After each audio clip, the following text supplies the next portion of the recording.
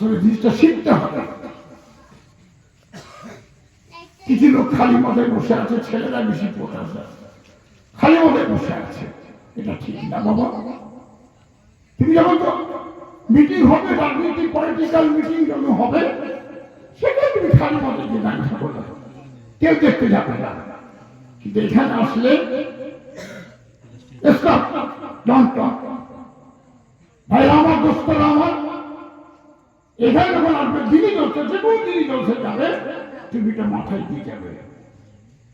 অনেক এখন ফাঁকা হয়ে গেছে, খালি মাথায় টুপি নামাজ পড়া।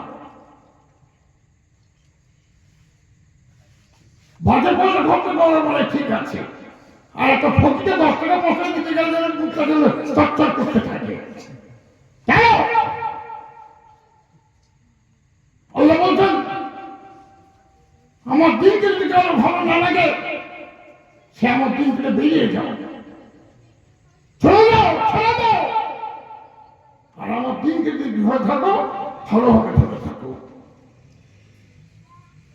আল্লাহ বলে তুমি যাবে কোথা? আল্লাহ বলে যে রাজ্য খুঁজে তুমি চলে যাও। আল্লাহ বলে যাবে কোথা? যে রাজ্যে তুমি পা দিবে, সেই রাজ্যের সুলতান হলাম আমি আল্লাহ।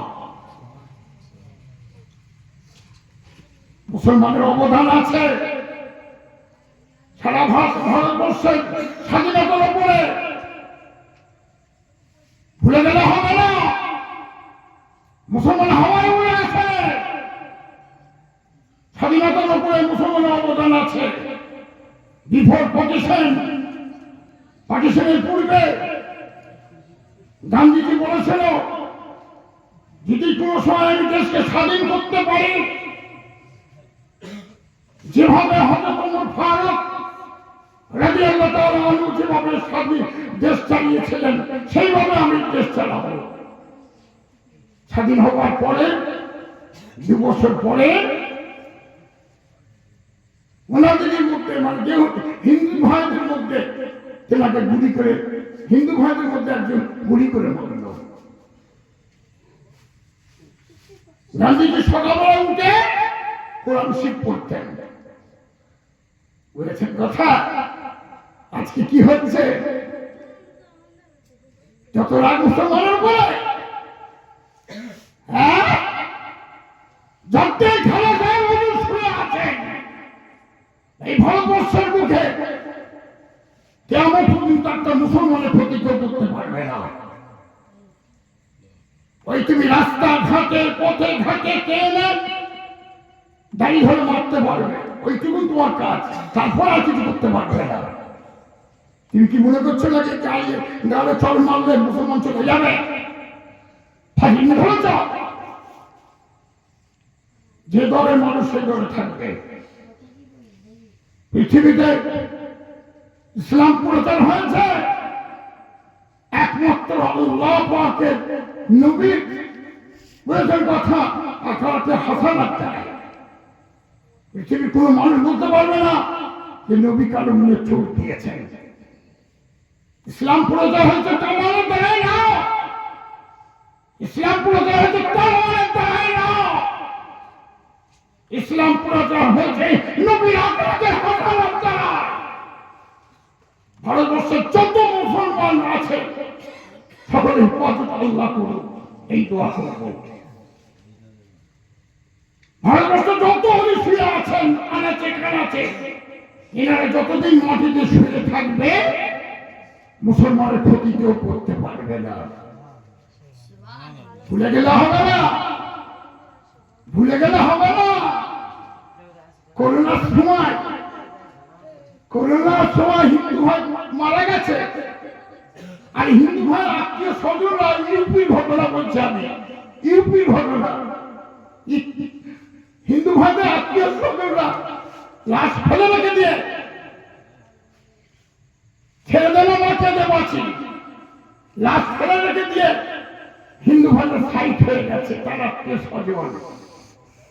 সেখানে এই মুসলমান, এই টুপি পরা মুসলমান, এই গায়ে মুসলমান, তারা সেই লাশটাকে কাঁধে করে নিয়েছে, শ্মশান ঘাটে দিয়ে এসেছে। ভুলে গেলে? এই তো বছর 3 কথা, ভুলে গেলে? আগে মুসলমান খারাপ হয়ে গেল, মুখে যা আছে তাই বলবে নাকি? মুসলমান আল্লাহকে ছাড়া কাউকে ভয় খায় না। আর মুসলমান যে পাগড়ি মাথায় দেয় ওটা পাগড়ি না, ওটা নবীর সুন্নাত, আর ওটা হচ্ছে কাফন। পাগড়ি হচ্ছে নবীর সুন্নাত, পাগড়ি হচ্ছে নবীর সুন্নাত। আর মুসলমান যে মাথায় দেয় কাফন নিয়ত করে, ওটা মুসলমানের কাফন। তাই আমার পরিবর্তন হয়। আমরা হিন্দু মুসলমান পাশাপাশি বাস করবো, ভাতৃত্বের দিকে তাকিয়ে বাস করবো। অনেক বড় সাহেব আছেন, পথ করতে উঠে ব্যঙ্গ করতে থাকেন। আল্লাহ বলছেন, আল্লাহ বলছেন ওদের বাতিল খোদাকে তোমরা গাল দিও না, ওরা তোমাদের হক খোদাকে গাল দেবে। কিছু কিছু এলেন শিক্ষা করে ছেলে উঠেছে তো জানে না, শুনে না, অপধর্মী টানাটানি করে। তিনটে জায়গায় পৌঁছে দিয়েছে, তিনটে মনোলকে গুলি করে না জায়গায় পৌঁছে দিয়েছে। না আমার বলছি না কোন জাত করেছে, বুঝলেন কথা? এখানে কথা বলতে গেলে খুব হুঁশ করে কথা বলতে হবে। পৃথিবীতে যত ধর্ম আছে সমস্ত ধর্মের মধ্যে একমাত্র আল্লাহর কাছে প্রিয় ধর্ম হচ্ছে ইসলাম ধর্ম। কোরআন শরীফের আয়াত আমি পেশ করছি আপনাদের সামনে।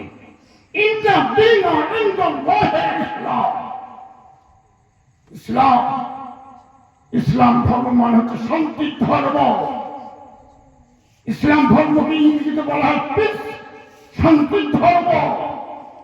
ইসলাম ধর্ম কোনদিন অশান্তি চায় না।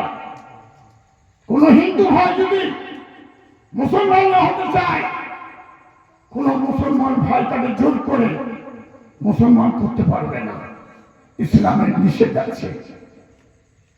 আর যদি স্বেচ্ছায় যদি কোন হিন্দু ভাই মুসলমান হতে চায়, ইসলাম ধর্ম গ্রহণ করতে চায়, তাহলে কোর্ট থেকে তাকে অ্যাফিডেভিট করতে হবে। কোর্ট থেকে অ্যাফিডেভিট নিয়ে, কোর্ট থেকে ফয়সালা করে, কোর্টে অ্যাফিডেভিট নেওয়ার পরে কাজী সাহেবের কাছে যেয়ে, মৌলানা সাহেবের কাছে যেয়ে, পীর সাহেবের কাছে যেয়ে কর্ম শাহাদাত করে, কর্ম তৈরি করে সে মুসলমান হবে। ইসলাম ধর্মের মধ্যে জবরদস্তি নাই। আপনি জোর করে কোনো হিন্দু ভাইকে মুসলমান বানাতে পারবেন না। কোরআন সেটা একটা পেশ করছি, দিনের উপর কোনো জবরদস্তি নাই। আমার খবরদার, খুব আখলাকের সাথে, খুব চরিত্র ভালো রেখে নিজেকে সেইভাবে চলার চেষ্টা করবেন। ভ্রাতৃত্ব থাকা চাই, প্রতিভা থাকা চাই। যে মানুষের মধ্যে প্রতিভা থাকবে সে মানুষ আল্লাহকে পাবে, রাসূলকে পাবে, সবাইকে পাবে। খবরদার, মাসুরকে নামাজ পড়বেন, হারাম হালাল বেঁচে খাবেন, রমজান মাসে রোজা রাখবেন, মেয়েদেরকে পর্দার মধ্যে রাখবেন, আর ওই সাদা পানির জায়গায় লাল পানিটা ছাড়তে হবে। রমজান মাস হয়ে গেল, ঈদের পরে শুরু হয়ে যাবে মদ খাওয়া, শরাব খাওয়া। একটা কথাই আছে, হারামের পয়সা হারামে যাবে। খবরদার, মাদ্রাসায় পয়সা চাইলে 10 টাকা বেরোই না পকেট থেকে। হ্যাঁ, মাদ্রাসার জন্য টাকা চাইলে 100 টাকা 1000 টাকা বেরোই না। আর শরাব খাওয়ায় যে মদ খেয়ে পড়ে আছে মুসলমানের বাচ্চা, লজ্জা লাগে না? দোকান করলাম, লজ্জা নেই? তুমি কার ঘরে জন্ম নিয়েছ? তোমার নসিব বলো যে তুমি মুসলমান। মরলে তুমি জান্নাতে যাবে, মরলে তুমি কবর নিয়ে যদি মরতে পারো জান্নাতে যাবে। হ্যাঁ, আল্লাহ হচ্ছেন গাফুর রহিম, সমস্ত গুনাহ মাফ করনেওয়ালা। আল্লাহ আল্লাহ বলছেন আমি সব গুনাহ মাফ করে দেবো, ছেলেকের গুনাহ আমি মাফ করবো না। প্রায় মাঝারে দেখবেন আপনারা গিলাপ চাপাচ্ছে, ফুল দিচ্ছে, বাবা তুমি দাও, সেজদা দিচ্ছে। আল্লাহ ছাড়া কাউকে সেজদা দেওয়া যাবে না। ভাই আমার, আল্লাহ যদি বাঁচিয়ে রাখেন ইনশাআল্লাহ পয়লা কার্তিক আবার হবে। আমি জলসা করেছেন কথা, খুব চিন্তা ভাবনা করে সেই জায়গায় জলসা করতে যাই। আর আমার সাথে কারো ঝগড়া নেই, সব আলেমদের সাথে আমি জলসা করি। আমাকে সব আলেমরা ভালোবাসে, পরিষ্কার কথা। আমার কোনো সামনে আপনার লোকজন বলি এসে গেছে, না বাবা আমি বলি না। আমার মতন গুণাগার আমার মনে হয় নবীর উন্মতের মধ্যে আর কেউ নাই। আমার মনে হয় আমার মতন গুণাগার খাতাকার তাদের ওই যে সিলসিলায় যত মুরিদ আছে তার মধ্যে কেউ নাই। আমি সবচেয়ে গুণাগার। এই পাঁচ মহিলা আমার যত মুসলমান ভাই বসে আছেন সকলের মধ্যে আমি গুণাগার। আপনারা আমার জন্য দোয়া করবেন, ফকির সাহেবের জন্য দোয়া করবেন, এনার জন্য দোয়া করবেন। আসুন একটু তওবা করে নিই। বলুন সকলে আল্লাহ তাআলা, আর জোরে বলুন আল্লাহ তাআলা। আমি তামাম গুনাহ হইতে তওবা করতেছি, জানা গুনাহ, অজানা গুনাহ, ইচ্ছা করে গুনাহ, জাহিরি গুনাহ, বাতিনি গুনাহ, সগীরা গুনাহ, শিরক, বেদাত, জানা অজানা সমস্ত গুনাহ হইতে তওবা করতেছি। আল্লাহ আমাদের তওবাকে কবুল কবুল সকলে বলুন আস্তাগফিরুল্লাহ রাব্বি মিন কুল্লি যামবিন ওয়া আতুবু ইলাইহি আশহাদু আল্লা ইলাহা ইল্লাল্লাহু ওয়া আশহাদু আন্না মুহাম্মাদান আবদুহু ওয়া রাসূলুহু লা ইলাহা ইল্লাল্লাহু মুহাম্মাদুর রাসূলুল্লাহ। আমিন। বায়াত হইতেছি উপরহা জানাব হযরত আলহাজ মাওলানা আব্দুল্লাহ সিদ্দিক, যিনি মুস্তাফিজ হচ্ছেন কালিমুজ্জামান শাহসুফি হযরত মাওলানা আবু নসর মোহাম্মদ আব্দুল হাই সিদ্দিকী রহমাতুল্লাহ আলাইহি, যিনি মুস্তাফিজ হচ্ছেন মুজাদ্দিদে জামান কুতুবুল আলম আমিরুশ শরিয়া হযরত মাওলানা আবু বকর মোহাম্মদ আব্দুল্লাহ সিদ্দিকী রহমাতুল্লাহ আলাইহি। 20 তরিকা নকশবন্দিয়া, মুজাদ্দিদিয়া, কাদরিয়া, চিশতিয়া আর মুহাম্মদিয়া। আপনারা ভাবেন তো আব্দুল্লাহ বলল ব্যাপারটা কি রে বাবা? ব্যাপারটা হচ্ছে এই যে ঈশ্বর সব গেল 21, 22, 23 ফাল্গুন, এই 22 তারিখে 21, 22, 23 ঈশ্বর সব, এই 22 তারিখে আমার জন্ম। তা বহুদিনগুলো শখ করে রাখলেন যে দাদা হুজুরগুলো ঈশ্বর সব টাইম করে গেছেন, দাদা হুজুরগুলো ঈশ্বর সব রেখে গেছেন।